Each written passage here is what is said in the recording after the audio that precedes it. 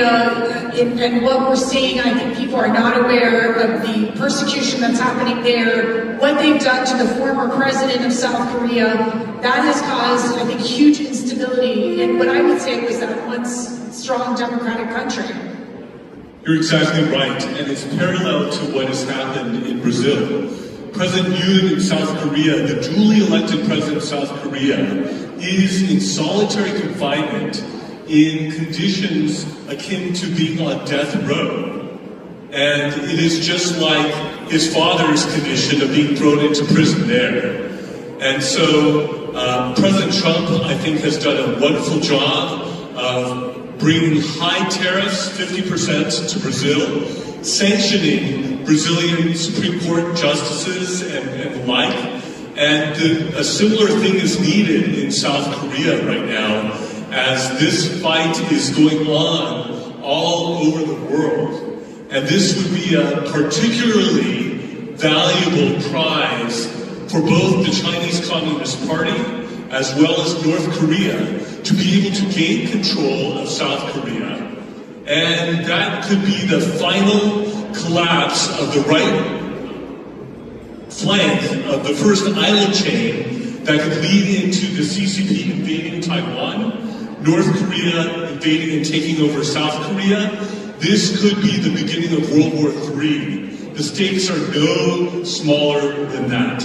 Where are my question people? Introduce yourself, please. Mark Boyce, I have a question. Can you talk, for Ambassador Tan, can you talk about the persecution and imprisonment of Christian pastors and of Christian churches, and talk about the people who were arrested just because they came to meet you at the airport a few months ago?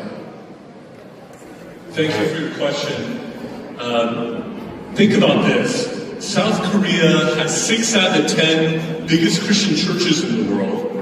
It is second only to the United States in sending foreign missionaries all around the world.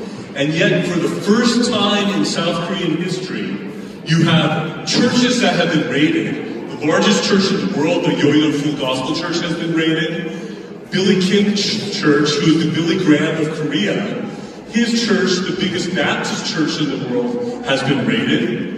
Pastor Sun, who led the Save Korea movement in Korea, he is in prison. And they are looking to potentially letting him rot in prison, like President Yoon, who they've said he must die in prison.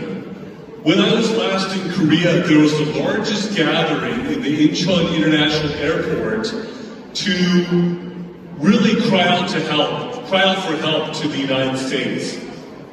And yet, even though it was completely peaceful, they called it a public disturbance and investigated over 600 people who were there and have indicted a number of them just for gathering in an excited celebratory gathering at the Incheon International Airport.